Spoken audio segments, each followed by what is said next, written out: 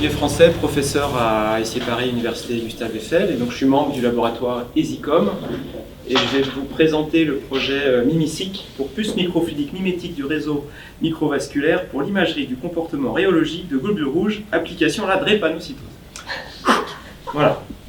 Donc l'objectif et le contexte du projet MIMICIC, c'est des crises vaso-occlusives qui arrivent quand on est atteint de la drépanocytose, qui est une maladie génétique héréditaire qui provoque une mutation de l'hémoglobine qui devient l'hémoglobine S, qui se rigidifie en présence de désoxygénisation. Voilà. Donc normalement, votre globule rouge, autour d'un cycle complet, il est soumis à des déformations cycliques à chaque fois qu'il traverse un organe. Donc on a besoin d'une déformabilité de ce globule rouge, et notamment c'est lors de ces déformations que se fait l'échange dioxygène de carbone. Voilà. Donc si vous avez malheureusement cette drépanocytose, eh bien vous avez une perte en déformabilité et vous avez un risque de vaso-occlusion qui se traduit par un bouchage de la circulation sanguine et donc une perte en oxygénation et un risque de nécrose de l'organe qui est censé être alimenté.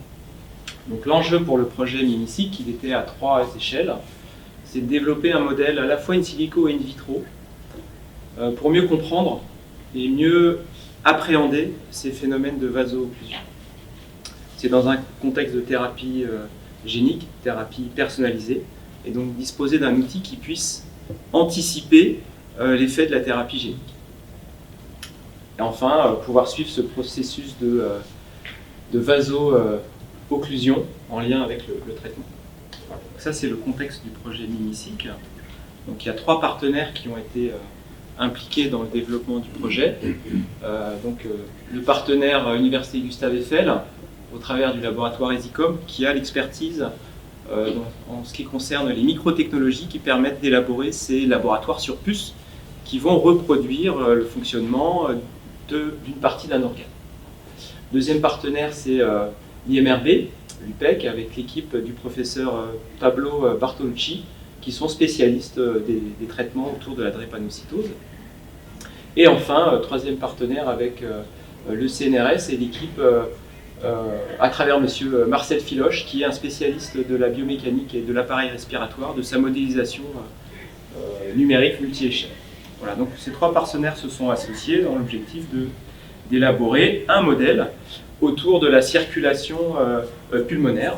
On a pris ce modèle-là. Donc si vous prenez le système respiratoire et les alvéoles pulmonaires, dans ces alvéoles, vous avez des zones.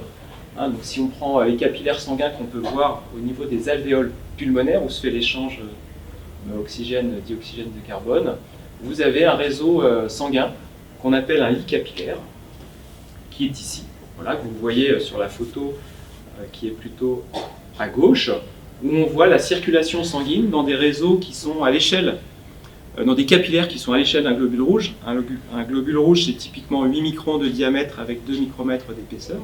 Donc c'est là où vous avez des risques de contraction des globules rouges. Et sur l'image de droite, vous avez une vue en coupe de ce lit capillaire, où on retrouve les artérioles qui amènent le sang, la traversée du lit capillaire et en fait la sortie à travers les vénules. Et donc on s'est posé la question comment reproduire ce lit capillaire en proposant un modèle, en appui avec le travail de Marcel Filoche qui développe des modèles numériques. Et donc vous avez la représentation numérique de ce modèle simplifié de ce lit capillaire, où vous retrouvez une entrée et une sortie et la traversée à travers des réseaux de microcanaux que l'on a choisi de forme hexagonale avec un diamètre équivalent de chaque canal d'environ 8 micromètres de diamètre pour reproduire ce lit capillaire. Et ceci sur une surface d'1 mm². Donc ça, c'est le modèle sur lequel on est parti et sur lequel on a fait des modélisations numériques pour pouvoir anticiper la relation débit-pression, qui est l'élément clé de la circulation sanguine, et retrouver un écoulement qui soit le plus physiologique possible. Donc c'est ce qui a amené à la parallélisation de ces structures hexagonales. Et vous avez sur l'image de droite le résultat d'une simulation qui a été développée par un stagiaire, M2, l'année dernière, donc financé par le projet MIMICIC, pour pouvoir avoir une image du débit et de la pression dans chacune des unités qui ensuite est parallélisée. Notre objectif, c'était d'avoir une vitesse moyenne d'1 millimètre par seconde au sein de l'écoulement avec des pressions, je dirais, physiologiques. Ensuite, on est allé sur la structure finale de la puce microfluidique. Vous retrouvez sa vue sur une unité qui est présentée en haut à gauche. On retrouve le lit capillaire sur le millimètre carré qui va avoir une épaisseur de 8 micromètres. Et puis les entrées et les sorties qui, elles, sont d'épaisseur supérieure afin de réduire la résistance hydraulique et faire que toute la chute en pression se fait à l'échelle, à l'endroit du lit capillaire. Et puis vous avez sa représentation à droite globale de la puce obtenue au final avec les entrées-sorties qui sont les gros cercles que vous pouvez voir et 4 unités mises en parallèle pour avoir une sorte d'étude statistique de l'expérimentation. Et sur chaque petite puce, on a mis deux réseaux exploitables. Voilà, donc ça c'était la première partie du projet, proposer un dispositif. Ensuite il a fallu le fabriquer avec les outils qu'on dispose en salle blanche à ICI Paris. Donc une salle blanche qui permet de réaliser des motifs à l'échelle microscopique. Vous avez une vue, la vue du procédé. Donc on utilise des résines photosensibles que l'on peut structurer à l'échelle du micron. Donc là c'est un procédé qui fait appel à 2 niveaux de résine, de manière à avoir les 2 échelles, 8 micromètres et 20 micromètres. Et vous avez le résultat du moule, parce que c'est une technologie de réplication. À partir d'un moule, on utilise des polymères que l'on fait réticuler sur ce moule-là, ensuite on peut démouler et ainsi reproduire plusieurs exemplaires de la puce à la fois. Donc vous avez le moule global ici, et puis un zoom sur le réseau du lit capillaire, où on retrouve les formes hexagonales et donc les canaux qui vont être répliqués dans le polymère. Donc voilà le procédé final. Le moule complet, on utilise des supports qui font 10 cm de diamètre qui permettent de faire environ une petite dizaine de puces microfluidiques, donc de ces petits laboratoires qui vont reproduire la circulation dans le lit capillaire. Et vous avez une vue photographique de la structure obtenue en PDMS, là, avec une géométrie un peu différente de ce que je vous ai présenté, pour vous montrer qu'on a un peu aussi modulé les structures pour s'amuser un petit peu. Et puis ici, c'est un exemple de particules fluorescentes qui ont été piégées, qui faisaient environ 8 micromètres et qui ont été piégées dans la structure juste pour montrer qu'on arrivait à introduire un écoulement. Voilà, donc ça c'est pour la partie technologique qui était plutôt sur l'établissement ici à Paris. Ensuite, donc à noter que ce travail a été intégré sur une thèse qui a démarré l'année dernière et qui se sert du projet MIMISIC comme étant un élément constitutif du sujet de thèse de ce doctorat. Donc les tests qui ont été initiés à l'hôpital Henri Mondor dans l'équipe de Pablo Bartolucci. Donc on utilise un équipement de microscopie classique en biologie, un microscope inversé, caméra, sur lequel, compatible avec la puce microfluidique que l'on a réalisée, qui est complètement transparent, on peut imager avec une caméra, et l'injection des globules rouges se fait à l'aide d'un pouce seringue. Vous avez la vue de la puce ici qui est perfusée avec une vue caméra sur laquelle on peut enregistrer, faire des vidéos et ensuite analyser ce qui se passe à l'intérieur de la puce. Donc évidemment, sur les tests biologiques, là, il y a toute une partie éthique, puisqu'on est sur du sang de patients, soit sains, soit drépanocytaires, donc c'est des patients sources anonymes, volontaires, avec un prélèvement des échantillons qui est effectué au maximum à 24 heures avant l'expérience. Ils sont stockés et ensuite à 2,6 degrés et ensuite utilisés donc dans les 24 heures. Il y a une préparation un peu spécifique des échantillons de manière à n'avoir que les globules rouges qui perfusent la puce microfluidique. Et ensuite, on a différentes vitesses d'écoulement qui sont effectuées. D'abord, on remplit la puce avec du PBS, donc qui est un liquide classique utilisé en biologie. Ensuite, on injecte les globules rouges en contrôlant le débit injecté à l'intérieur de la puce microfluidique. Alors, les résultats obtenus, voilà en brut ce qu'on peut obtenir à l'intérieur de la puce. Donc là, c'est un écoulement avec une densité de globules rouges assez importante. On est en érythrocytes supérieur à 30%. Donc vous voyez sur votre gauche l'arrivée des globules rouges dans des canaux d'épaisseur plus élevée. Hein, c'est pour ça que c'est un peu plus noir. C'est 25 microns, donc il y en a un peu plus en épaisseur. Et ensuite, ça traverse le lit capillaire. Alors ici, avec une circulation qui s'effectue de manière correcte. Il n'y a pas de phénomène d'obstruction dans ce cas-là. Voilà. Donc partant de la validation de la capacité à perfuser et à imager ce réseau, cette puce microfluidique, on a fait quelques tests un peu plus précis. Donc dans le cas d'un écoulement normal, donc, où on va retrouver ce que vous avez vu juste avant. Donc c'est dans le réseau à 8 micromètres de taille la plus petite. Vous voyez les écoulements des globules rouges, des érythrocytes à l'intérieur du réseau qui se passe correctement. Et puis quand vous avez des problèmes en déformabilité qui interviennent, eh bien, on voit apparaître ici quelques obstructions.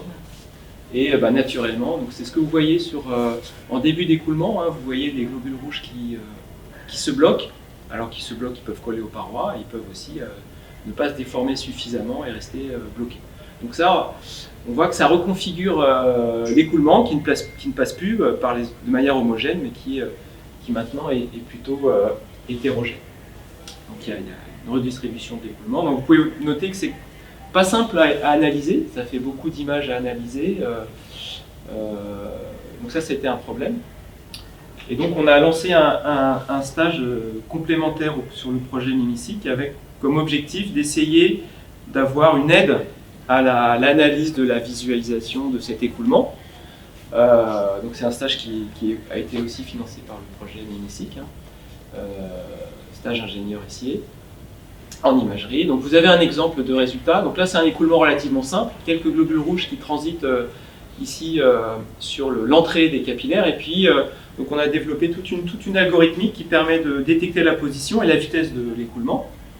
Donc je vais vous montrer normalement ce que ça donne, voilà, comme ceci. Donc c'est un peu plus complexe à visualiser, mais on retrouve les trajectoires et les vitesses associées de chacune des particules, et comme ça on analyse image par image, et on essaye d'avoir des indicateurs visuels plus rapides sur un écoulement, voilà, qu'on peut voir ici. Donc j'ai pas mis de vidéo parce que c'est très compliqué à comprendre ce qui se passe, on a l'impression que ça marche pas, mais en fait si. Voilà, on peut sortir des histogrammes de vitesse moyenne de l'écoulement.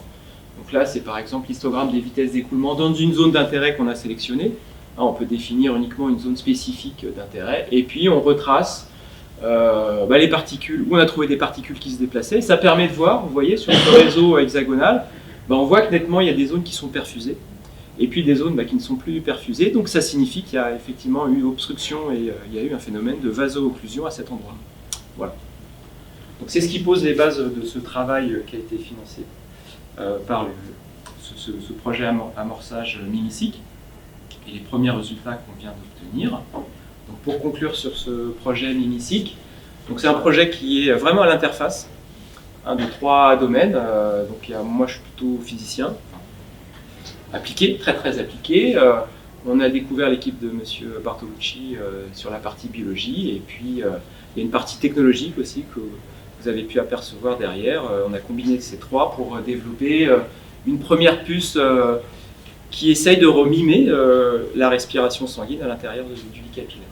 Voilà. Donc on est plutôt content des premiers résultats. On a pu reproduire des vaso-occlusions, on a une pré-analyse automatique des écoulements, c'est à peaufiner, hein. Donc ça a financé 2 stages M2, une thèse ministérielle qui a comme support ce projet-là, et puis ça a permis de financer ce que vous avez vu, la fabrication aussi en salle blanche, qui a un coût non négligeable pour le projet. Alors les perspectives, elles sont assez nombreuses. Il faut qu'on soit un peu plus robuste sur les conditions expérimentales.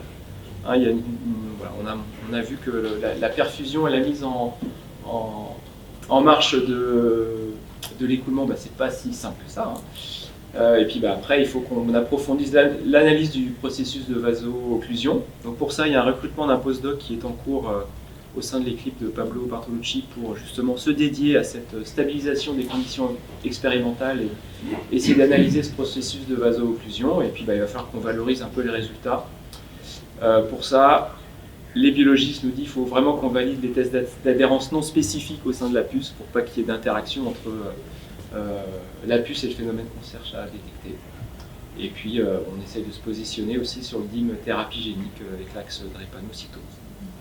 Voilà, donc je voudrais finir en remerciant l'ensemble des participants au projet. Donc j'ai listé l'équipe Limicycle plus les stagiaires et le doctorant qui s'est rajouté à ce projet-là, qui fait une équipe assez pluridisciplinaire sur le développement de cette puce Limicycle.